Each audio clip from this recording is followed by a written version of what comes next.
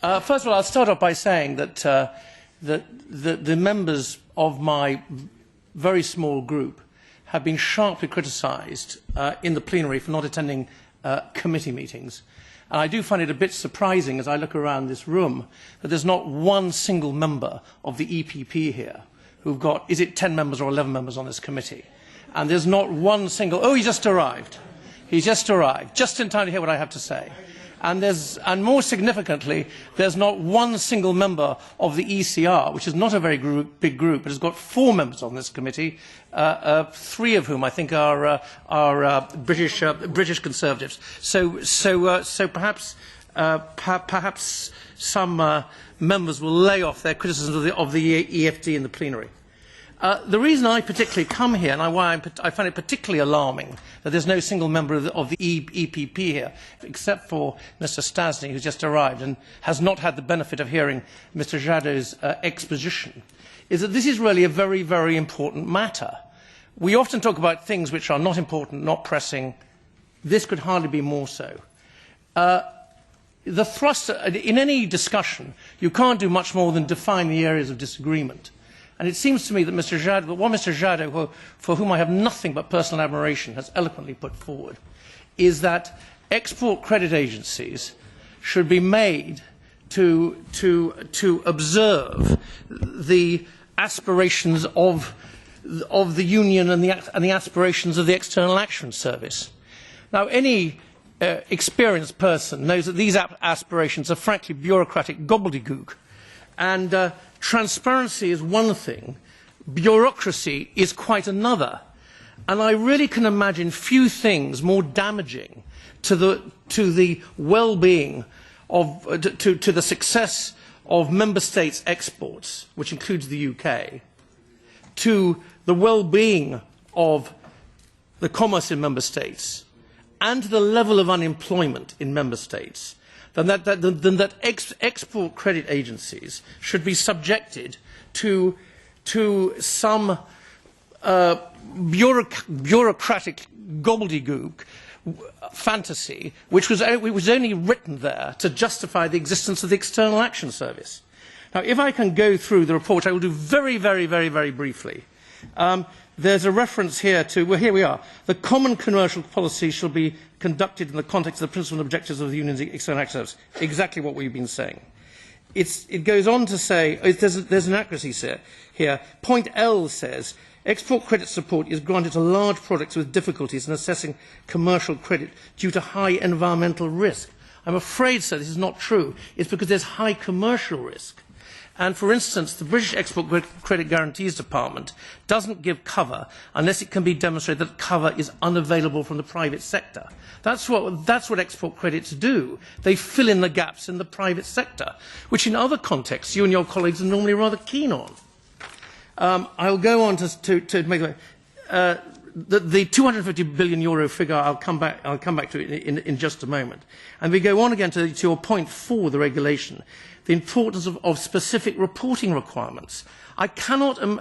It should be accepted, or at least considered, that it is entirely destructive to the functioning of export credit agencies that they should have to report to the Commission in order to satisfy some gigantic checklist, purely in order, it would seem, on the basis of what you've written, to justify the existence of the External Action Service.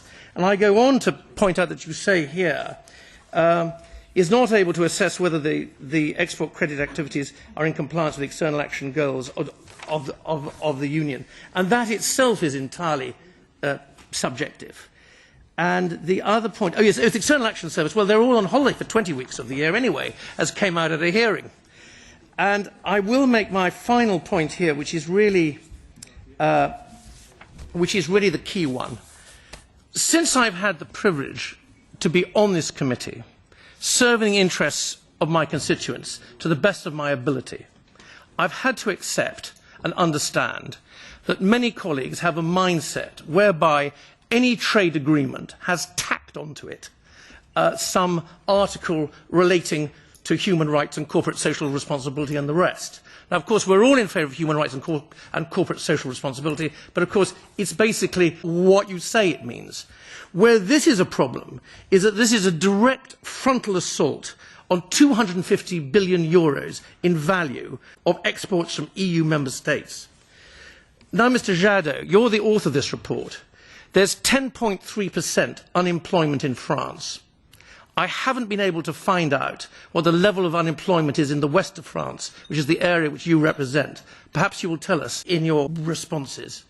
But I do urge you to consider, and to consider very, very carefully, that by interfering with the operation of export credit agencies, what you will simply accomplish is the undermining of the level of exports which are actually possible. You will reduce the level of exports, you will reduce the level of deposits, and you will significantly increase the level of unemployment. And that at a very, very, very bad time in the history of your country and of mine. William Dartmouth, I think that if there is something that I cannot be accused of is for discriminating against the smaller political groups. Certainly never from me, sir. Okay.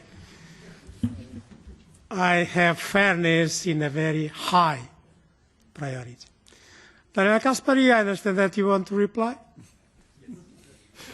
Dear Chairman, I would like to say some words in two names. The first in the name of my colleague Christophe Rowohl, who is the shadow rapporteur on this dossier and who could not be here today because she has to be engaged in Germany. And I would like to add some personal comments afterwards.